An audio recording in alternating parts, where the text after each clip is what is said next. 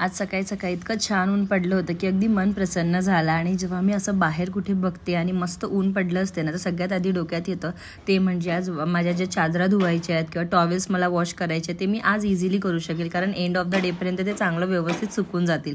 आणि त्याचबरोबर माझ्या झाडांवर सुद्धा असं ऊन पडलं बघून खूप छान वाटतंय। आणि आज सकाळी सकाळी ऊन होतं आणि माझ्याकडे हे अजवाईन मी भाजून ठेवले होते, पण ते काय झालं ना, काही दिवसाआधी भरपूर पाऊस होता आणि ह्युमिड पण होत होतं मध्ये मध्ये, त्यामुळे तो प्रॉपर असा भाजला गेला नाही की माहिती नाही, पण खाताना असं थोडासा चामट वाटायचं। म्हणून म्हटलं सकाळी छान ऊन पडलंय, मग तासभर वगैरे मी उन्हात ठेवलं आणि त्यानंतर त्याला व्यवस्थित असं भाजून ठेवलं, तर आता ते छान असं कुरकुरीत वाटतं आणि टेस्टला पण खूप छान वाटतोय।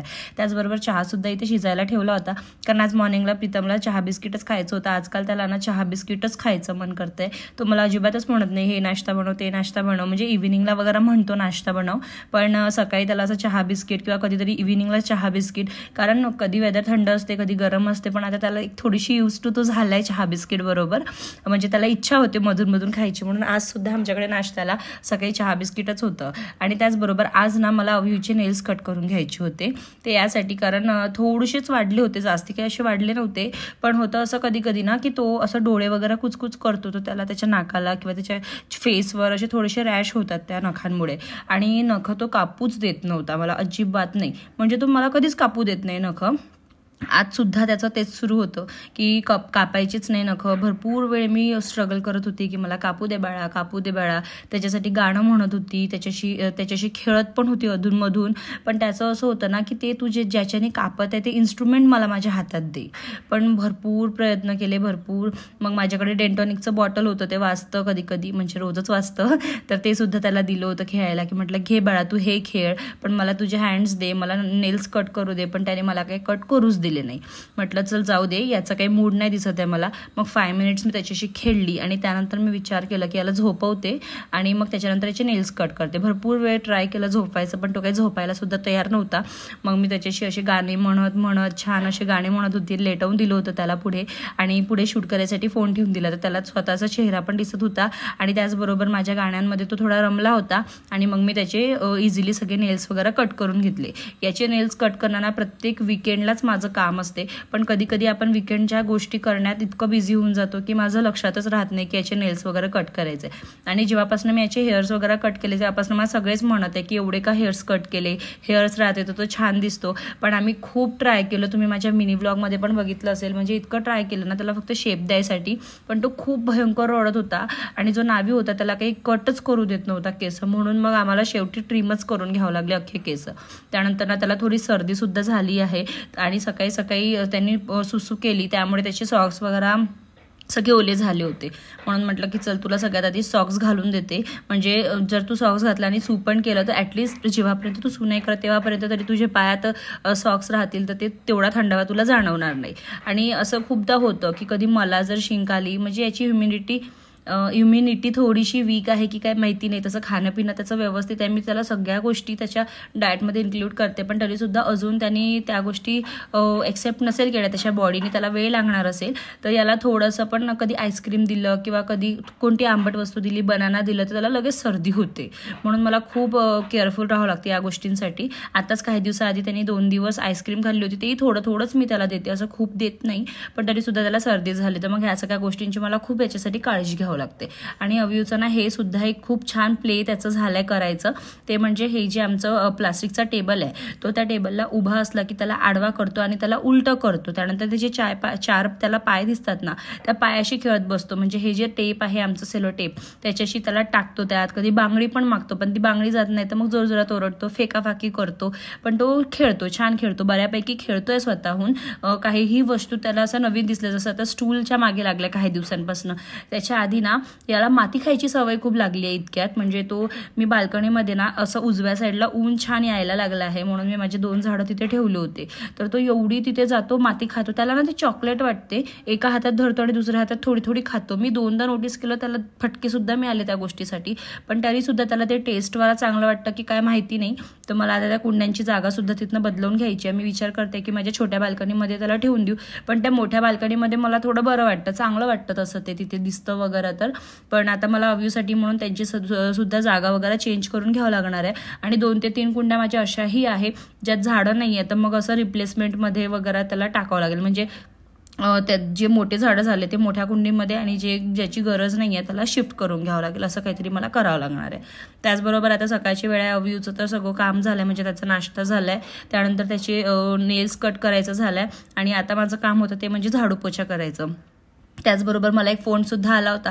म्हटलं चला बोलता बोलताच मी जे आहे झाडू वगैरे करून घेते, कारण कधी कधी काय होतं ना की आपण बोलत असतो कोणाशी तर आपले पटापट कामं पण होऊन जाते. म्हणजे बसून बोलत राहण्यापेक्षा अशी हळूहळू कामं होत राहते तर बरं वाटतं, म्हणजे पटापट होऊन जातात कामं.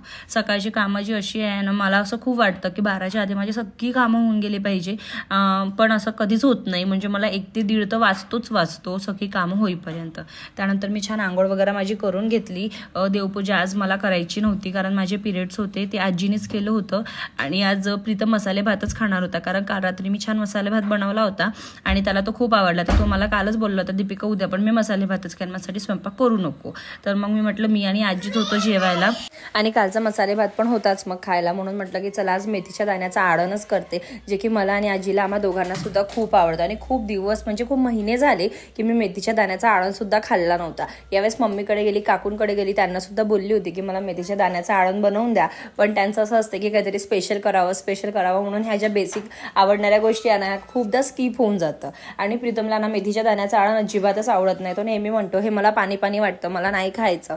आणि आज मला आजी सपोर्टिंगला होती, म्हटलं चला आज आजी पण आहे आणि प्रीतम पण जेवण करणार नाही आहे, म्हणजे तो मसाले भातच खाणार आहे, म्हणून म्हटलं चला आज मेथीच्या दाण्याचं आळणच करून घेते, म्हणजे माझ्या मनाचं पण होईल आणि प्रीतमला जे खायचं ते सुद्धा त्याला मिळेल. आणि आजीला पण मेथीच्या दाण्याचं आळण आवडत असतो, त्या हिशोबाने ना तर खूपच बेसिक रेसिपी आहे. सर्वात आधी 2 ते 3 चमचे गव्हाचं पीठ छान असं भाजून घ्यायचं लालसर होईपर्यंत आणि त्यानंतर त्याला थोड्या पाण्यात असं छान मिक्स करून घ्यायचं, म्हणजे त्याचं असं पेस्ट सारखं रेडी करायचं. त्यानंतर ना कढईत आपलं तेल घ्यायचं, त्यात मी मेथी घालते आणि त्याचबरोबर मी घालते लसणाच्या पाकळ्या आणि थोडंसं तिखट, मीठ, हळद, जे काही तुमचे बेसिक मसाले ते सगळं घालायचं. आणि त्यात ना आणखी एक गोष्ट जाते ती म्हणजे कढीपत्ता नक्की घाला, कढीपत्त्याने फ्लेवर खूप एनहान्स होतो. आणि त्याचबरोबर खूप लोकांना यात अद्रक लसणाचं जे पेस्ट असतं ते सुद्धा घालते, पण मी ते नाही घालत कारण मला बेसिकच आवडतो. आणि त्यानंतर ना त्याला छान असं परतून घ्यायचं सगळ्या गोष्टी. अद्रक, आपलं जी मेथी आणि लसणाच्या पाकळ्या आहेत त्या थोड्याशा लालसर होईपर्यंत भाजून घ्यायचं. त्यानंतर आपण जे पाण्यात घोळून गव्हाचं पिठाचं पेस्ट केली आहे ती त्यात घालायचं. आणि जसं फॉर एक्झाम्पल तुम्ही 2 चमचे बनवत आहे तर त्यासाठी तुम्हाला 1 ते 1.5 ग्लास पाणी घालावं लागेल, कारण हे थोडंसं पातळच असते. आळण म्हटल्यावर ऑब्व्हियसली ते पातळच राहणार आणि त्याला छान अशी उकळी येऊ द्यायची. तुम्हाला जर जास्ती पातळ आवडत असेल ना तर तुम्ही 2 चमचेसाठी 2 ग्लास पाणी सुद्धा घालू शकता. मी 2 चमचेसाठी ना 1.5 ग्लासपर्यंत पाणी घातलं होतं. आणि त्याचबरोबर मग मस्त गरम गरम चपात्या, याचं कॉम्बिनेशन ना एकदम मेड फॉर इच अदर असतं. गरम गरम आळणबरोबर तुम्ही भात खा किंवा चपाती खा, भयंकर टेस्टी वाटतं. त्याचबरोबर जर तुमच्याकडे तळलेली मिरची असेल किंवा आंब्याचं लोणचं असेल तर ते सुद्धा खूप मस्त जेवण होऊन जातं त्यात. असंच कायचं आमचं आजचं एकदम सिम्पलचं मेन्यू होतं. त्याचबरोबर मी मसाले भातसुद्धा आता थोडं गरम करून घेते. आणि आज सकाळी सकाळी भाज्या घेऊन आले होते, त्याच भाज्या आहे ह्या. थोडं क्लीन वगैरे करून ठेवलं होतं, म्हटलं थोडं पाणी याचं निथरू देते, त्यानंतर याला फ्रीजमध्ये व्यवस्थित स्टोअर करून ठेवेल. नॉर्मली असं असतं ना की संडेचं माझं हे रुटीनच आहे, संडेला सगळ्या भाज्या वगैरे मी घेऊन येत असते आणि त्यानंतर आठवडाभर त्या भाज्या पुरवते. कधी जर वाटलं की बा कमी पडते भाजी किंवा एखादी भाजी नाही आहे तर मग अशा वेळेस ना मी 1 दिवसाआधीच डोसा वगैरे टाकून देते, किंवा आपल्याकडे जे चणे असतात ब्लॅक कलरचे जे चणे असतात किंवा वटाणे असतात, अशा प्रकारे मग मी पूर्ण आठवडा मॅनेज करत असते. तसंही असं असतंच की आपण भाज्या तर रोज खातोच, पण त्याचबरोबर कडधान्य सुद्धा खाणं खूप गरजेचं असते. त्याचबरोबर ना मी नेहमी पालक पण घेऊन येत असते, म्हणजे 1-2 आठवडा मी आणत नाही, म्हणजे महिन्यातनं 2 ते 3दा तर मी नक्की आणते, एखाद आठवडा मी नाही आणत. त्याबरोबर काय होऊन जातं ना की पालक असली की डाळभाजी होते, आणि पालकची भाजी आलू टाकून टमाटर टाकून वगैरे खूप टेस्टी वाटते. तर अशा प्रकारे मग मी पूर्ण आठवडा माझा मॅनेज करत असते. चला तर मला ना माझं हे किचन थोडं मेकओव्हर करून घ्यायचं आहे, ते कसं काय करणार ते पुढे सांगतेच तुम्हाला. त्याचबरोबर ना आज कारण आपलं सिंपल आळण आहे तर मी म्हटलं चला 2-3 पापड पण भाजून घेते, म्हणजे प्रीतम, मी आणि आजी. अव्यू अजिबातच पापड आवडीने खात नाही, आय डोंट नो त्याला आवडत का नाही. तळलेले पण पापड खाण्यात तो एवढा इंटरेस्टेड नसतो, कधीतरी एखादी वेळा खातो, पण नॉर्मली त्याला काही पापड वगैरेची आवड नाही आहे. खाल्ला तरी एकदम छोटासा तुकडा खातो, पूर्ण असा पापड कधीच मागत नाही. म्हणून पापड फक्त मी 3च भाजले, म्हटलं त्याला लागलं तरी माझ्याकडनंच त्याला देऊन देईल. आणि मग मी किचन ओटा वगैरे पण छान असा क्लीन करून घेतला. जेव्हा स्वयंपाक होऊन जातो आणि किचन ओटा क्लीन होतं ना तर असं वाटतं अर्ध्यापेक्षा जास्ती कामं इथेच संपल्यात आपले, कारण किचनमध्ये परत गेलं स्वयंपाक म्हणजे जेवण केलं की आपण मोकळं. नाहीतर असतं कधी कधी असंही होतं की मी चपात्या करता करताच यांना सगळ्यांना जेवायला वाढते आणि मग त्याचबरोबर मलाही भूक लागून जाते तर मी पण जेवायला बसते आणि मग माझं किचन जे आहे ओटा तो क्लीन करायचा राहून जातो. कारण कधी कधी ना उशीर होतो आणि मग जेवण वगैरे व्हायचं असते तर भूक लागून जाते आणि मग अशा वेळेस ना किचन ओटा क्लीन करायचा राहून जातो. आणि त्याचबरोबर जर तुम्ही जेवण वगैरे केलं आणि त्यानंतर म्हटलं कोणी काही काम करा, असं होतं की यार मला नाही करायचं. म्हणजे मी ना मोस्ट ऑफ टाइम ट्राय करते की जेवणाच्या आधीच माझी जेवढी सगळी कामं आहेत ते सगळे मी आवरून टाकू. कधीतरी मशीनमध्ये कपडे लावायचं राहून जाते, ते मी नंतरही करते, म्हणजे जेवणानंतर किंवा झोपून उठल्यानंतरही करते. कधी कधी दुपारची थोडीशी झोप पण घेते, कारण अवयवमुळे मला काही रात्रभर असं व्यवस्थित झोपायला मिळत नाही.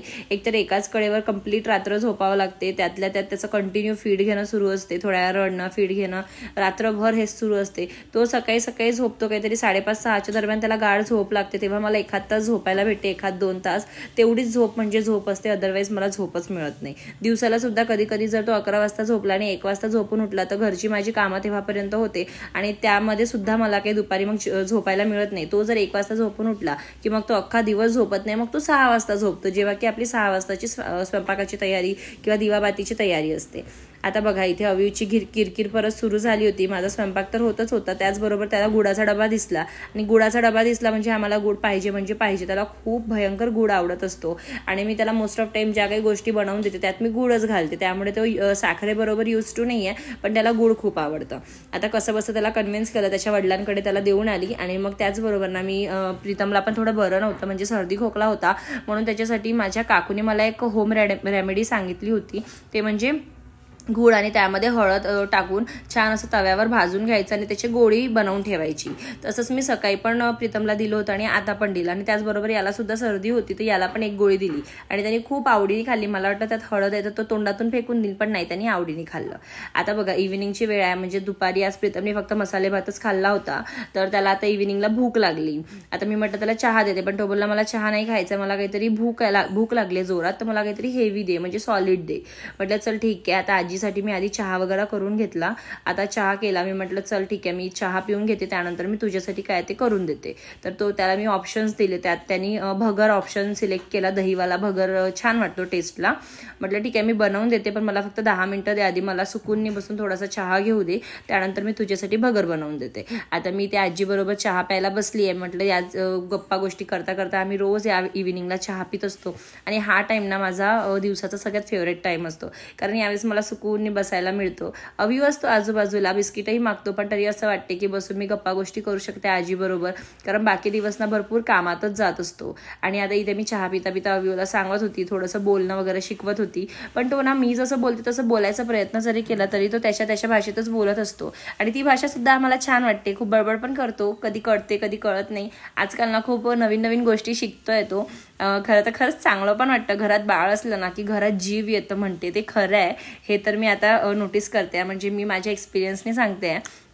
आणि एक ही पण गोष्ट आहे की घर ना नेहमी हसतं खेळत राहायला पाहिजे. खूप लोकांना मी बघितलंय घरात नेहमी तोंडावर 12 वाजले असतात. हे तर म्हणजे माझे अगदी जवळचे लोक आहेत आणि त्यांच्या तोंडावर नेहमी 12च वाजले असते. त्यांच्याकडे कधी हसत खेळत लोक राहत नाही आणि दे आर एक्सपेक्टिंग की आपण पण जास्ती काही हसायला नको आणि आपण सभ्य लोक आहो, आपण चांगलं राहायला पाहिजे. पण ह्या गोष्टीत मी कम्प्लिटली डिनाय करते. मला ह्या गोष्टी पटत नाही. मला वाटते आपलं घर हसतं खेळत राहायला पाहिजे, आपण बोलत राहिलो पाहिजे एकमेकांशी. कधी राग पण आला तर थोडंसं बोलून मोकळं होऊन जायला पाहिजे. आणि त्याचबरोबर ना तुम्ही हसत आहे म्हणजे तुमचं घर हसत आहे, तुमचं घर सुखी आहे. जर तुम्ही नुसतंच तोंडावर 12 वाजून बसले आहे त्याचं काही मिनिंग नाही, याला जगणं पण म्हणत नाही. चला असो, अशा लोकांशी आपण काही वाद घालू शकत नाही आणि त्यांना समजावू शकत नाही, कारण ते आधीपासून तशाच एन्व्हायरमेंटमध्ये राहू नये आणि आपण त्यांना समजवण्याची गरजही मला वाटत नाही. आपण इथे सुखी आहो आणि आपण तोच टाइम जो आहे तो मस्त एन्जॉय करूया.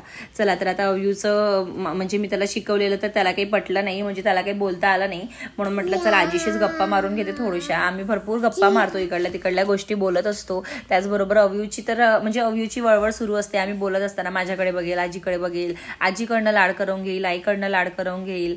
त्यानंतर आजीच्या काही जुन्या गोष्टी मी जेव्हा ऐकते ना तेव्हा मला फार भारी वाटतं.